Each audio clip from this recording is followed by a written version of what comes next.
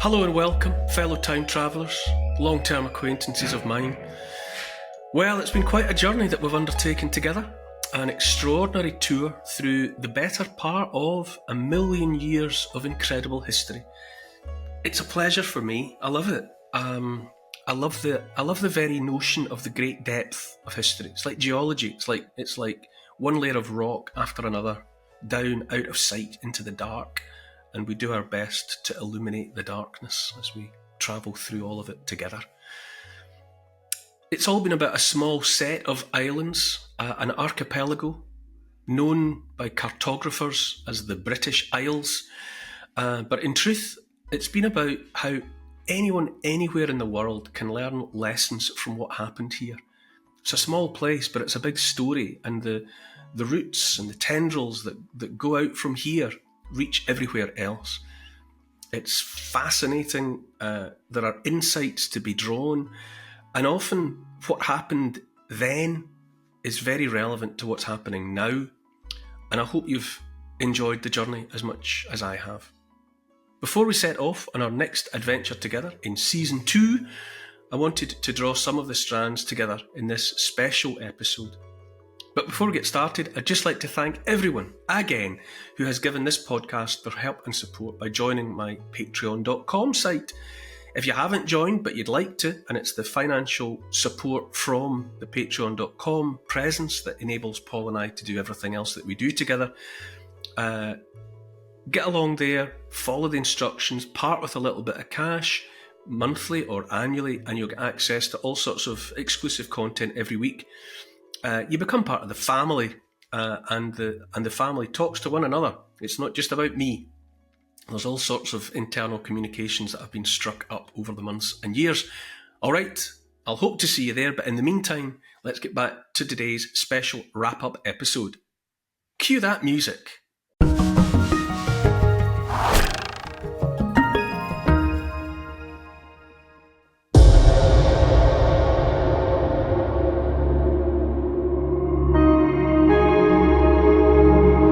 What's it all about? Why are we here? What's it for?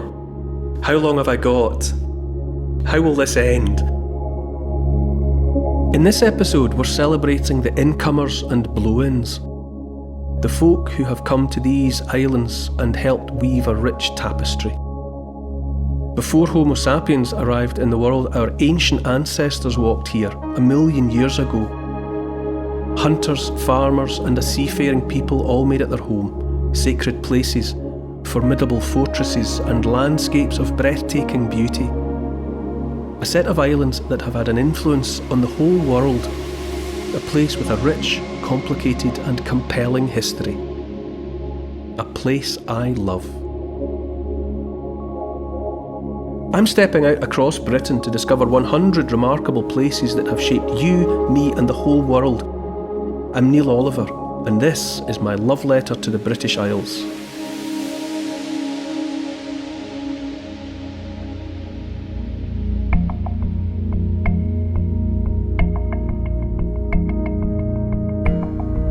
Hi Neil.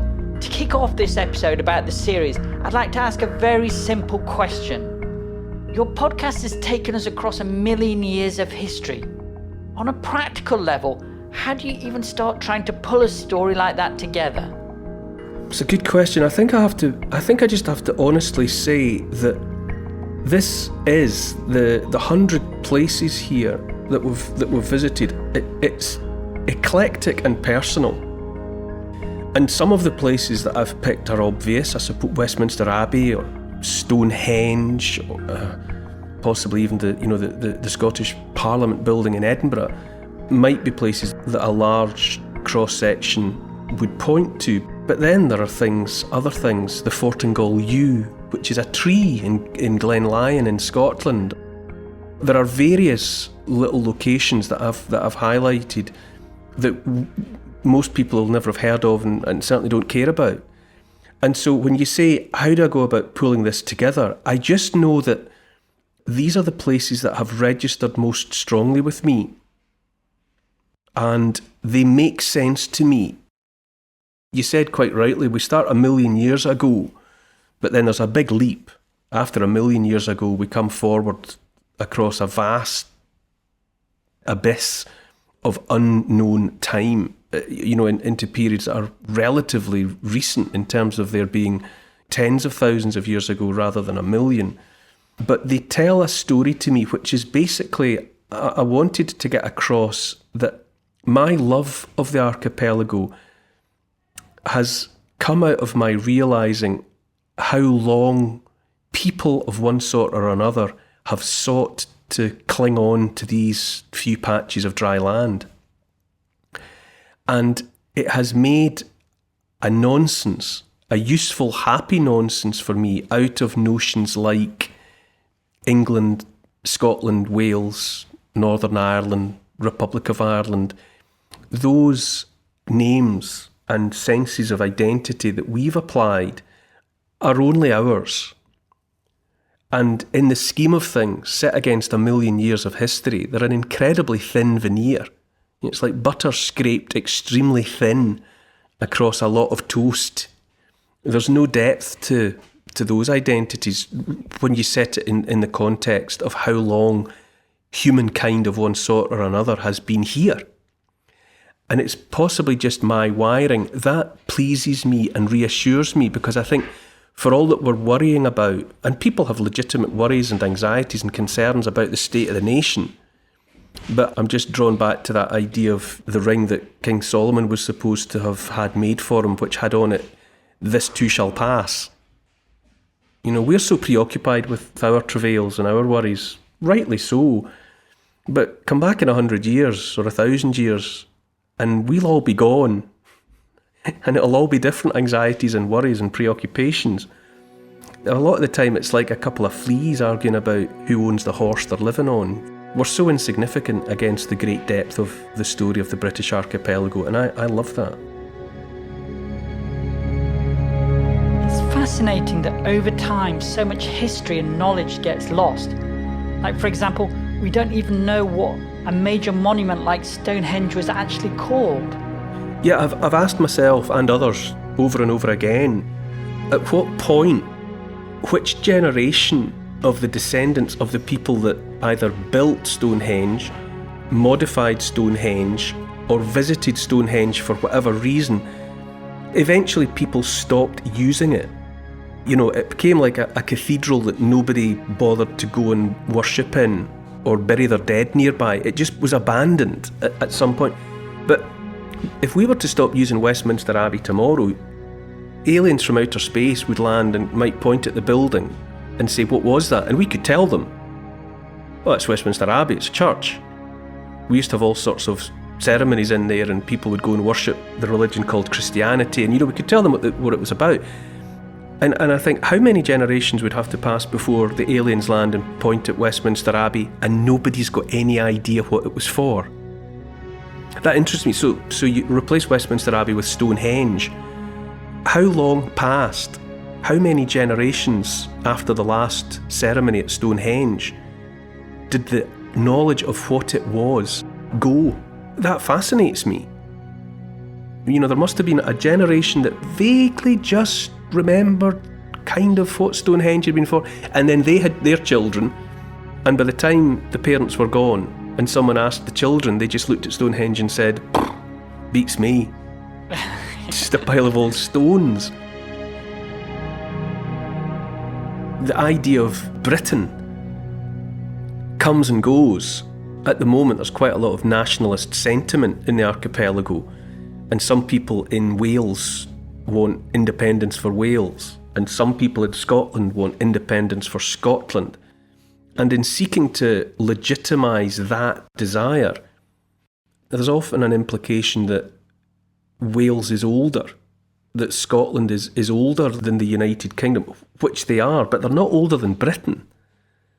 When the Romans splashed ashore here 2,000 years ago and asked the locals what the place was called, they would already have had an understanding of the language or languages that were spoken on the archipelago, because before they conquered, the Romans would have been coming here, scoping the joint, and assessing it. They would have been trading with and had relationships with some people here. But at some point they must have said, "What do you call this place?" And the answer was presumably a word that sounded a bit like Britain. It might have been Pritain with a P, or Pritain. And then when the Romans came in, in earnest and established a province here, they called it Britannia. That was their attempt at using the name that the locals called the place. So Britain's an old idea. Britain is older than England, Scotland, Wales. It's older than that. So underneath calls for separation and nationalism, there is the undeniable fact that Britain is the original idea. Or it's not even the original idea, it's just an older idea.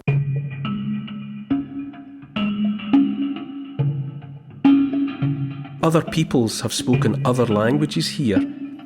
When the Ice Age came to an end, 12,000 years ago, when it became possible for people to get back here, and at that time they would just have walked, because the sea levels were lower. So you'd have walked in from what we consider to be like northern France or the Low Countries. You just have walked across land into what was then just a peninsula. And those people had brought in languages that in one form or another have their roots back in the Indian subcontinent, or there or thereabouts. The Indo-European languages. They came in with languages that had roots in Sanskrit and other ancient tongues. And by the time people were schlepping into the peninsula that would subsequently become the British archipelago, the language that they spoke gave birth in due course to Irish, Gaelic, Scots, Gaelic, Brythonic, Cornish.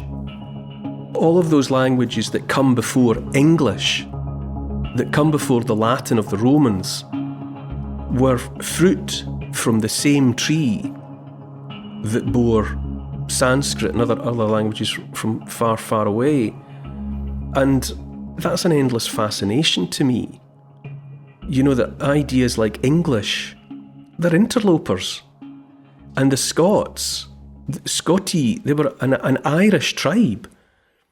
Those were Irish or people from the island that we know as Ireland. And in the period after the Romans, they established a kingdom that straddled the Irish Sea. It was a seagoing kingdom based around command of the water as much as command of the land. And it spread from northeastern Ireland across to western Scotland, western Britain. They were even in parts of North Wales. And they were the Scotty.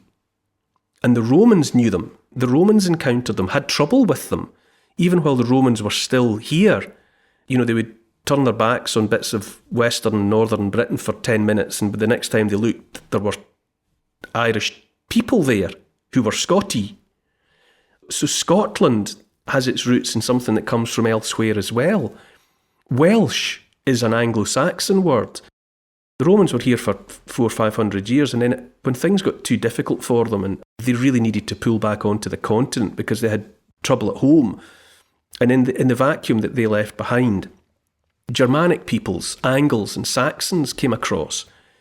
Initially, they were probably invited by some of the post-Roman people because they were being invaded by Picts and Caledonians from the other side of Hadrian's Wall. And because they couldn't get the Romans to help them defend themselves, they looked to Angles and Saxons. And so the Angles and Saxons came in and settled, and eventually they decided that they were going to take the place for themselves. And they established kingdoms like Deira and Bernicia up in what we know as Northumberland. And they began pushing the British, the indigenous population, further and further west. And they end up in like Cornwall and Wales, and indeed in Scotland and in the north. And they continued to speak those older languages: Welsh, Cornish, Scots, Gaelic, Brythonic. And the Anglo-Saxons called those people Welash, which is to say, not us, foreigners.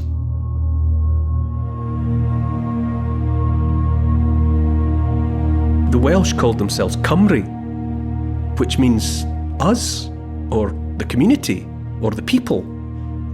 So the Welsh are Cymru, but we call them Welsh. And now the Welsh call themselves Welsh, but Welsh means not Anglo-Saxon.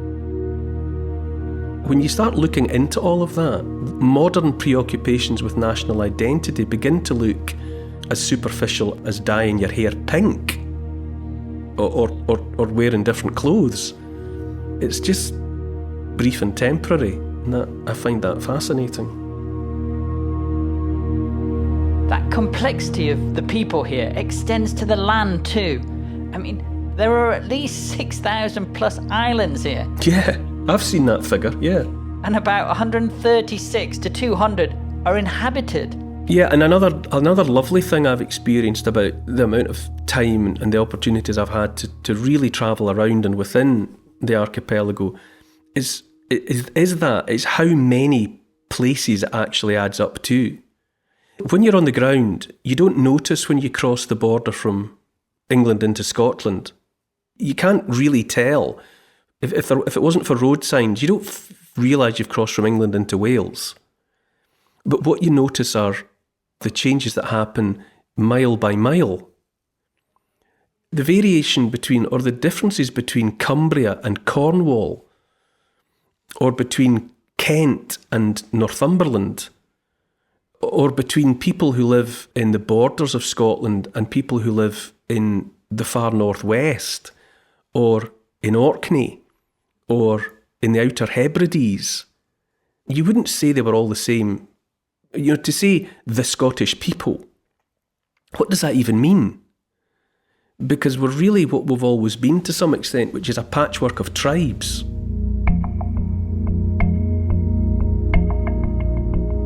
Really, the differences between peoples is to be experienced just mile by mile. You hear accents change, house styles change. Obviously that's becoming less and less now. We're increasingly a homogenised population. The variety between towns and villages is being blurred. But you still can tell the difference between people from Carlisle and people from Cardiff, or people from Carlisle and people from Dumfries, which is, you know, I grew up in Dumfries, which is in southwest Scotland. It's only 20 odd miles from Carlisle, which is in England. But the difference in the accents is like a splash of cold water in the face. And you think, how did those sustain? You think, why haven't those accents become the same? Why haven't they blurred into one? But they don't. Something sustains, and they've remained distinct despite being within 20 odd miles of one another for centuries. It depends on your resolution, doesn't it? If you look at a newspaper page or an old-fashioned newspaper page and you look at a black and white photograph and it'd be someone's face, but if you took a magnifying glass to it, it became a pattern of dots. To the point where you couldn't see what you were looking at. It just became dots. So it's how close you are. You know, the closer you get to the ground, you see something very different than when you pull out to a height of 50 miles. Britain only looks like Britain from 50 miles up. When you're on the ground, it's made up of little places, lots and lots of little dots. I've always felt that this podcast is a very personal journey for you. Do you think it's that which has got all these 100 places to gel? I would like, not to get too sentimental, I suppose, but I would like to think it's held together by love of place. You know, I have the same strong affection for places north, south, east and west scattered all over the archipelago. You know, from Orkney in the north, you know, the deep affection that I feel for, you know, places like Nessa Brodgar, the Stones of Stennis, the town of Kirkwall, St Magnus Cathedral in Kirkwall. I feel just as intensely as I feel about the Penlee lifeboat story and the boathouse there that's the memorial to truly the greatest 8 men I have ever seen. All of it reaches to the same place in my affections, whether it be in the far north of Scotland or the southwest of England or the southeast of England or the far west of Wales or over in Ireland. You know, the Cage of Fields walls that were built by a population that were looking after cattle on a huge scale, and they built themselves all sorts of enclosures that meant they could contain the animals and separate them, calves from bulls and all the rest of it. And the way I feel about Cage of Fields is just as intense. And that's what has, for me, blurred all of the distinctions between the modern nation states. I love the feeling that I have that the British archipelago is one place. And that depending on what resolution you use, from the micro to the macro, from the local to the national, it depends what resolution you're using. But really, the closer I get to the micro, the more intense I feel about the place in question.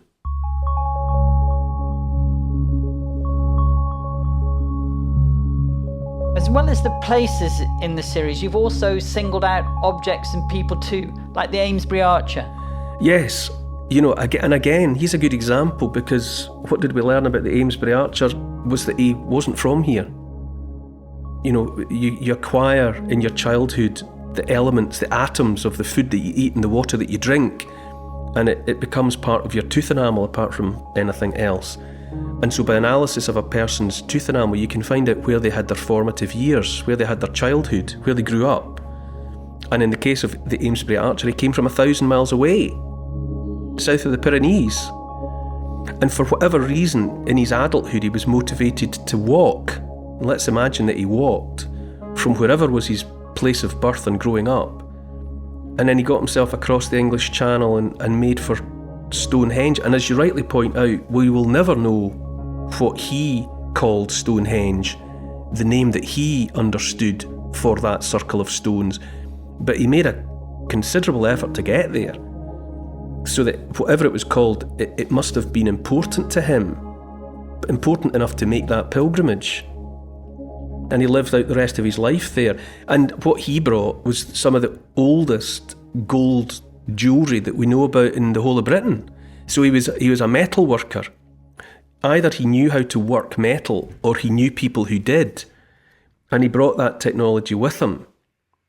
And he's called the Amesbury Archer because when he died and was buried, amongst other things, and it was a very rich burial. He went in with golden jewellery and some of the tools that are used for working metal, lots of beakers, pottery, jugs for holding beer or similar, but also a sheaf of arrows, a quiver of arrows went into the ground with him, and wrist guards, the things that an archer wears on his wrist to protect his forearm from the rebound of the string as it snaps back from the bow. Stonehenge was being built for 1,000 years. It was being modified, but you're talking about a place that goes back 5,000 years, and he was an incomer then. That is definitely part of the story of this place.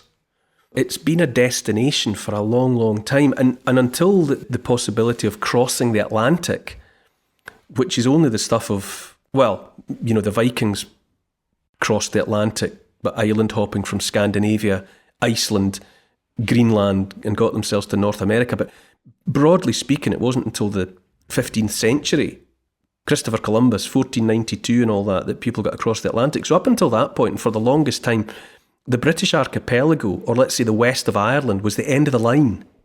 As far as you could go. If you've come 9,000 miles from east to west, when you look out at the Atlantic Ocean from the west of Ireland, up until relatively recently, that was as far as you were going. So the British archipelago was like High Barnet on the Northern Line, on the tube map. You're not going any further than that. And maybe that had something to do with it. It was here and no further. This is it. So you either put your roots down there, or you turned round and started walking home again to wherever you'd come from. And I don't know that. I don't know if that has had an effect on the way that this place has developed. The fact that there was nowhere else to go when you got here, except back again.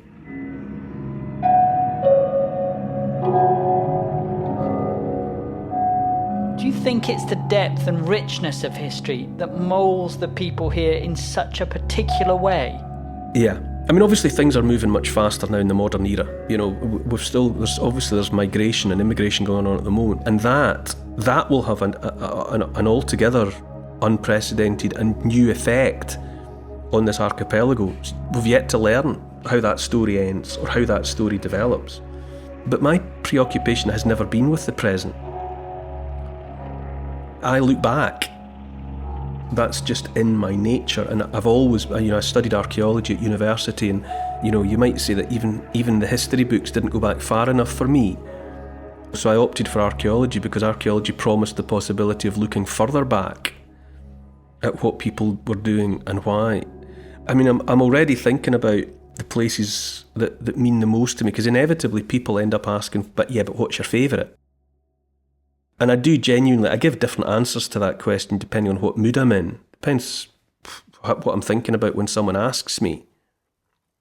But I definitely, for example, I quite often think about the Fortingall yew, which is a yew tree, and it grows at one end of a glen in central Scotland called Glen Lyon. And yew trees are amongst the species of tree which are very long-lived. There's baobab trees all over Africa that are 2,000 and 3,000 years old. There's bristlecone pines and sequoias, the giant redwoods in the High Sierra of California and so on, that are thousands of years old. Well, the yew tree is similarly long-lived, and yew trees grow in Britain. And yew trees have this remarkable ability to regenerate. So if you cut a yew tree right down to ground level, it's able to grow back just from the roots. I mean, all trees can do that up to a point, but yew trees are particularly resilient, which is why yew trees became associated with the Christian faith. You quite often get a yew tree in a churchyard because it's symbolic of the way that Jesus Christ died, then came back to life. And the yew tree's innate ability to do the same thing meant that people associated the yew tree with Christianity. But with the Fortingall yew, people had always accepted that it was at least 2,000 to 3,000 years old. But some dendrochronologists have allowed for the possibility that the Fortingall yew is 9,000 years old. If that's true, that would make the Fortingall yew the oldest living thing in Europe.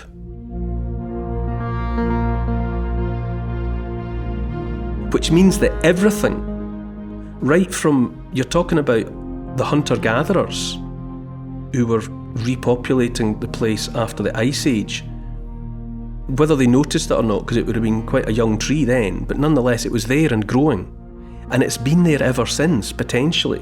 So that there's the possibility that all the history we care about, everything, right up through the, Industrial Revolution, Enlightenment, First World War, Second World War, where we are now, has all happened, metaphorically speaking, in the shadow of the Fortingall yew. There's a folk myth that Pontius Pilate grew up in the shadow of the Fortingall yew because his father was a Roman soldier who was posted into that vicinity. And there's a persistent story that Pontius Pilate grew up in Fortingall and would have known the Fortingall yew. And the tree grows in Glen Lyon. And Glen Lyon seems to have been respected by the ancestors. While they built stone circles and cut henges elsewhere, they didn't do that in Glen Lyon. It looks as though they respected Glen Lyon as somewhere too special to touch. I've often imagined it might have been because of the presence of the Fortingall yew. Because what you might be looking at there in terms of ancient populations is something that they knew had always been there, was older than any of them. And its presence may have conferred upon Glen Lyon a sacred status that meant that you could go there, but you couldn't dig holes. You couldn't change it. You couldn't modify the landscape in the way that they had begun to modify the landscape elsewhere. I find that absolutely exceptional. And the ancient folklore, the sort of Iron Age, what some people call Celtic folklore, says that the Glen was home to the creator goddess. Not a creator goddess, but the creator goddess. A mother figure, a feminine creator of everything. The name is Cailleach, which means old woman in the old languages like Gaelic. And, nearby is Halligan, another of the places that we visited in the love letter, where Neville Maskelyne calculated the mass of the planet for the first time. But on Halligan, which is a name that means something like the hill of the constant storm. I mean, how evocative is that? The hill of the never-ending storm, and the legend had it that the Cailleach, the old woman, rode the winds of winter there.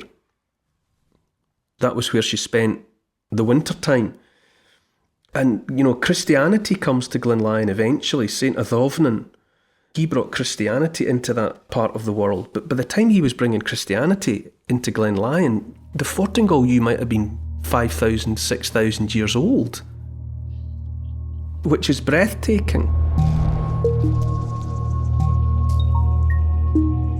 And elsewhere in Glenlyon, there's a little stone structure that's kind of maintained. It's not the original, but it's a structure called the Tí na Cailleach, which means the old woman's home. And believe it or believe it not, you'd never find it. You might go looking for it, but unless a local takes you, you just won't find it because it's only a little thing.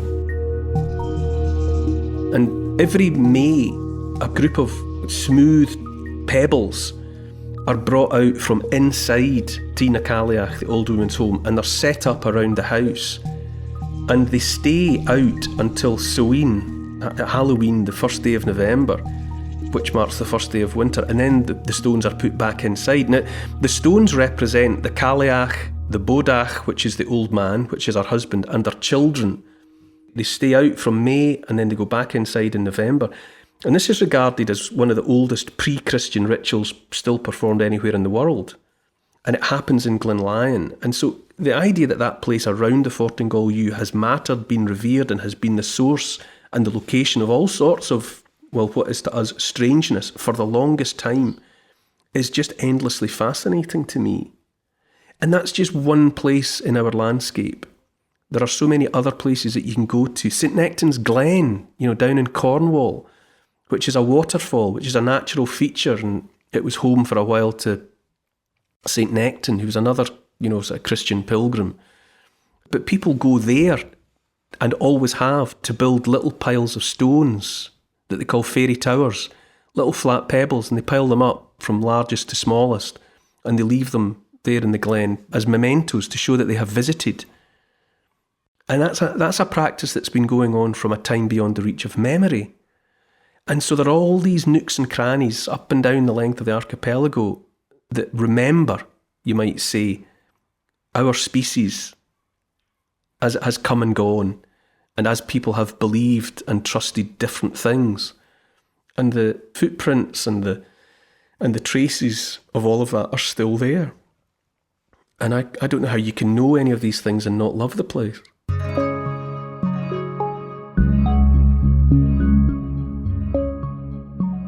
On a practical level, how do you like to approach these places? Is it with stout walking boots? Oh gosh, over the years, Paul. Over the years, I've visited all of these places under different circumstances. A lot of it, I freely admit, was because I happened to be making a lot of television and writing a lot of books, which necessitated my visiting these places. And I've said before, I was taken to a lot of these places by the magic carpet of television. I wouldn't have known about them. St Nectan's Glen that I've just mentioned, I'd never have known about that. I went there because I was making a television series called Britain's Sacred Wonders. And we visited places like Glastonbury, Tor, and we visited all sorts of places that had been sacred and had mattered to people for thousands of years. St Nectan's Glen was one. I like walking. That's my preferred mode of transport. So I like walking in and out of these places.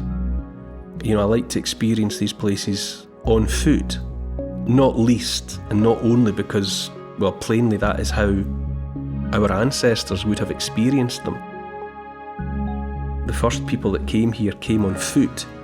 We've visited, Goldcliff in South Wales, where to this day, when the tide is right, ancient footprints are exposed there.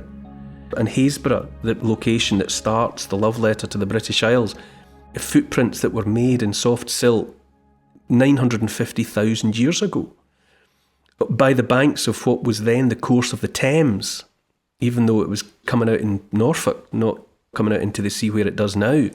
The Thames took a different route 1 million years ago, and people of an ancestor species called Homo antecessor, which is pioneer man, pioneer woman, a little family left footprints in the mud that were preserved and then briefly exposed again as the soft footprints in mud that they had always been.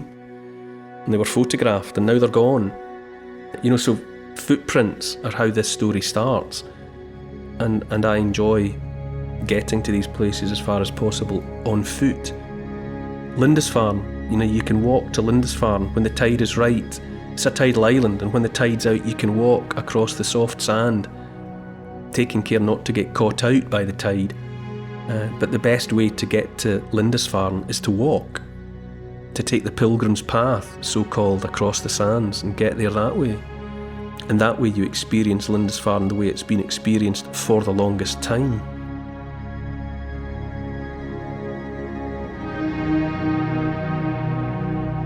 And do you experience these places standing there with the history swirling around your head? Yeah, and I'm not, in some ways I like the fact I'm not a specialist. I'm an archaeologist. I can claim that. I've got a bit of rolled up cardboard somewhere that says I've got a degree in archaeology, but I just enjoy these places as, I would say, an excited child. That's what they make me feel like. They give me a thrill, these places. I like being a butterfly. I like that I know a little bit about hundreds and hundreds and hundreds of places. Just enough. There's a family photo of you as a young boy at the Culloden battlefield, standing next to the Clan Cameron grave marker. Do you think history has seeped into you over the years?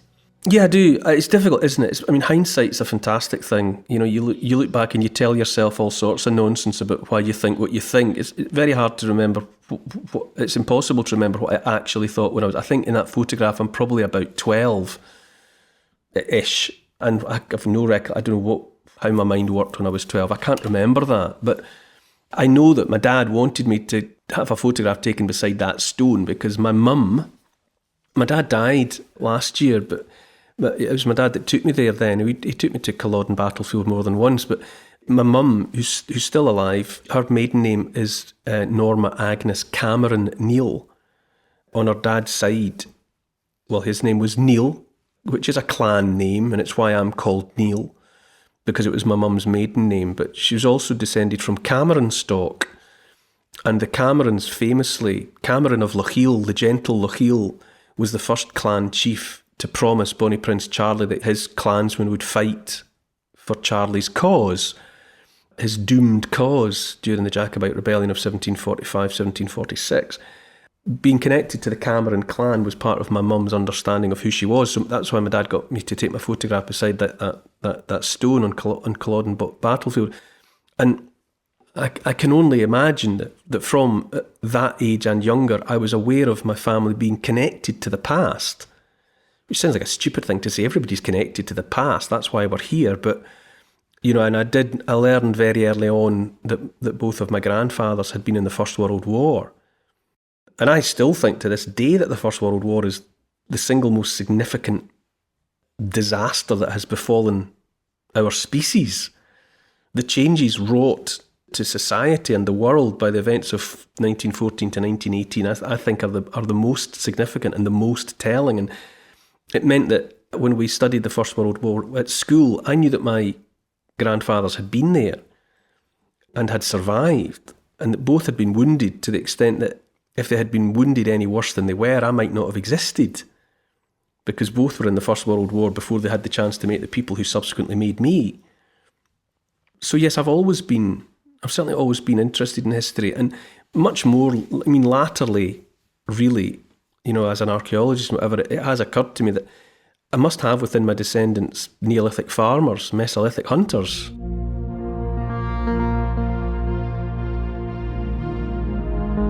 I am descended from people who lived those lives thousands of years ago.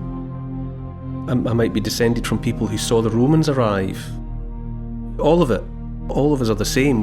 We are, if you go back through the generations, we're all connected. There's a fantastic quote from an American biologist called Edward Osborne Wilson, and he said, "The real problem of humanity is the following. We have Paleolithic emotions, medieval institutions, and godlike technology."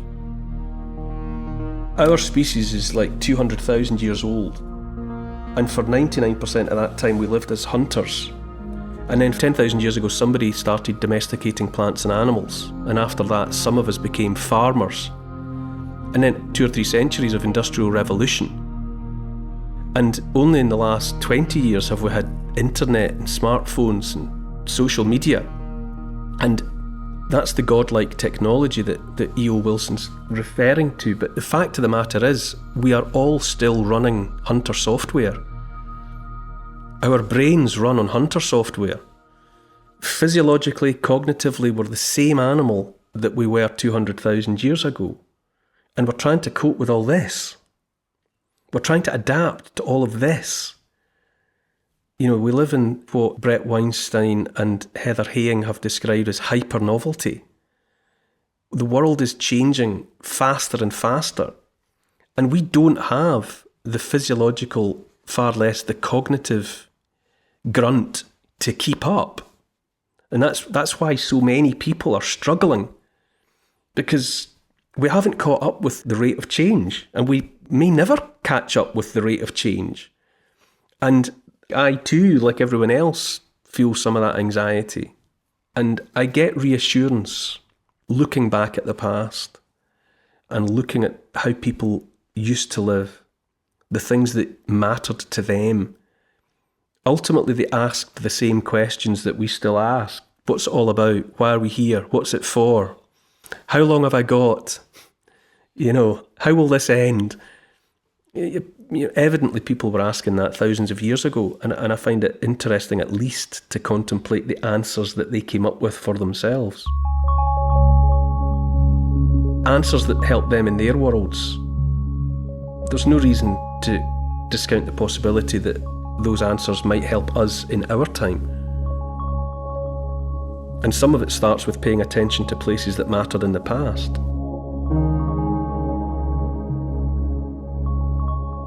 I think that sums up one of the underlying currents of this series. The way you show how the past is a reassuring balm for the present. I hope so. I mean, I've had enough people have written to me, so I know that it's not just me. I know there's lots of people that get the same comfort from contemplating places that have mattered and that still matter.